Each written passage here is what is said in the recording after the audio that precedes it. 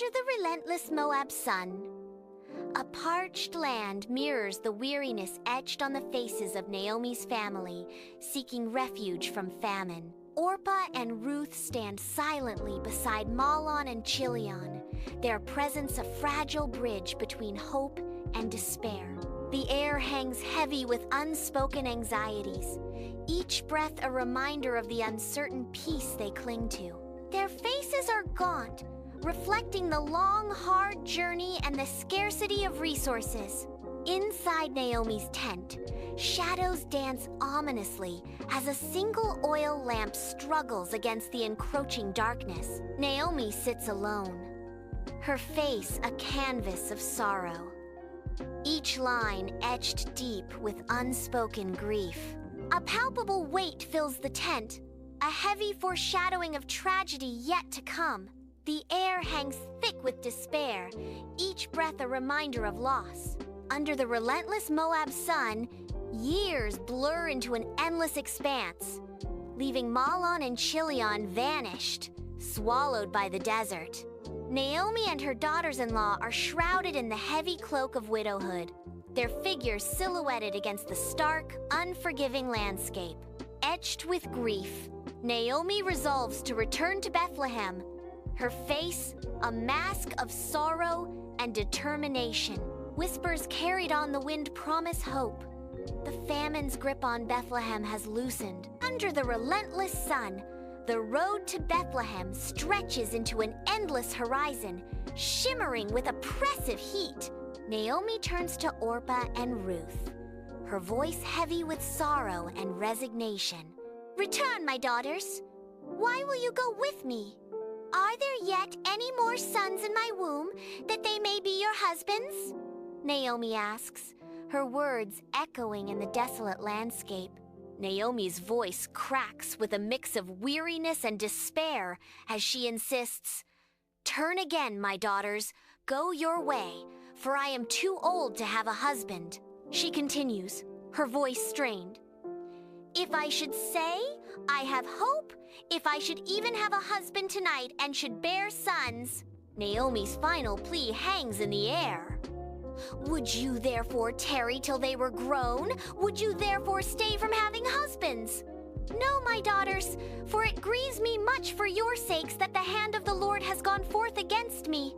On the dusty road to Moab, Orpah's tears flow freely, her heart breaking with the weight of farewell. In a poignant embrace, Orpah clutches Naomi and Ruth, their figures intertwined in a moment of shared sorrow. With a final agonizing glance, Orpah turns her back on hope and begins her solitary trek back to Moab. Her form diminishes against the desolate horizon, a symbol of loss and the road not taken. Naomi watches Orpah's departure, her face a canvas of sorrow etched with the passage of time and trials. Ruth remains steadfast beside Naomi, her unwavering loyalty a beacon of hope amidst the desolation.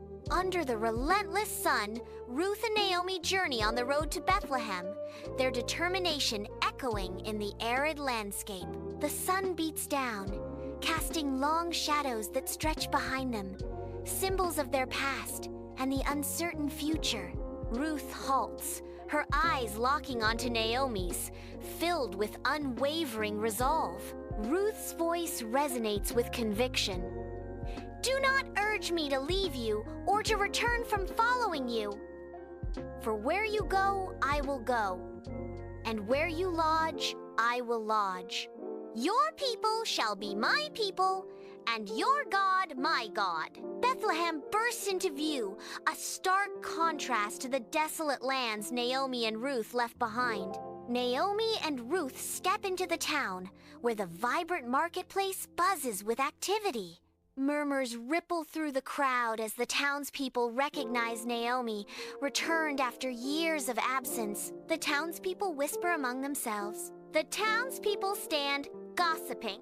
Under the vast sun-drenched sky, a sea of golden barley sways, ripe and ready for the harvest. Ruth toils amidst the stalks, her face a mask of unwavering determination as she gathers the fallen grains.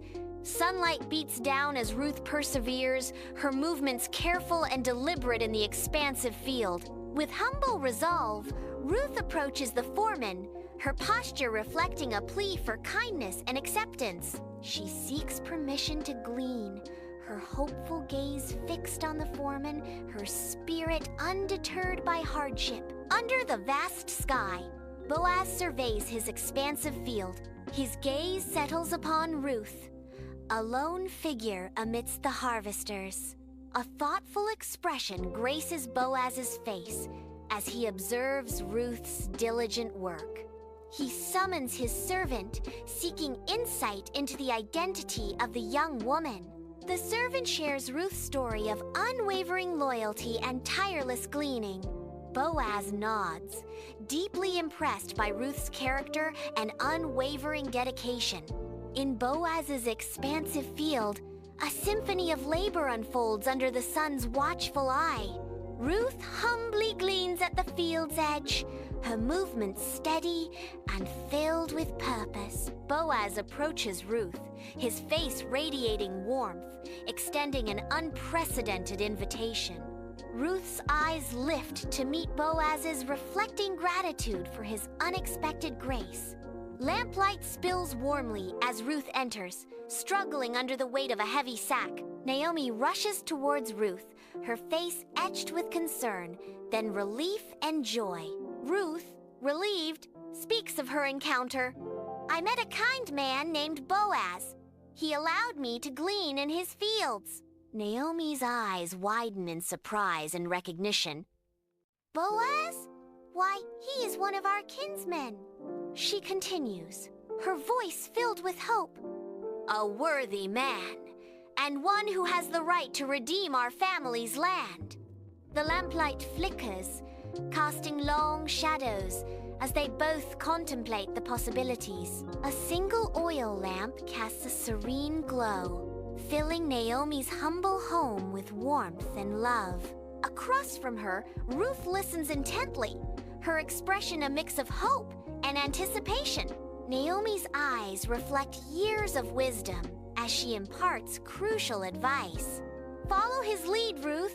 Trust in Boaz's character. Under the moonlit sky, Ruth stealthily enters the threshing floor, following Naomi's guidance. The scent of wheat fills the air as Ruth spots Boaz sleeping soundly beside the harvested grain. Ruth approaches Boaz, her heart pounding in anticipation of the momentous encounter. Gathering her courage, Ruth kneels near the sleeping Boaz, ready to speak. In a hushed tone, Ruth implores, "Please, fulfill your duty as a kinsman redeemer." The night holds its breath, awaiting Boaz's response to Ruth's daring request. Boaz strides purposefully toward the town gate, an air of determination surrounding him. A small crowd gathers, their eyes fixed on Boaz as anticipation fills the air. With a voice that cuts through the murmurs, Boaz declares, "I am here to declare my intention to redeem the field that belonged to our relative Naomi." Boaz continues, "Furthermore, I will take Ruth, the Moabite, the widow of Mahlon, to be my wife, in order to maintain the family name of the dead on his inheritance." The kinsman nods, a solemn agreement sealing the momentous decision before the watchful eyes of the townsfolk. Sunlight bathes Boaz's home, illuminating faces radiant with joy. Laughter and music fill the air, celebrating their union. A palpable sense of happiness and celebration permeates every corner of the room. A palpable sense of hope fills the room as Ruth's pregnancy becomes known. The room radiates with the promise of new beginnings and enduring love. Bathed in the soft golden light of day, Naomi cradles the infant Obed, her face a portrait of hard-won joy. Hope radiates from the women of Bethlehem, their faces alight with shared happiness and relief as they exclaim, "A son has been born to Naomi." The air crackles with a palpable sense of hope and redemption. Obed's destiny is sealed the grandfather of King David, fulfilling God's grand design. Please subscribe to the channel and hit the notification bell so that you will be updated for more videos.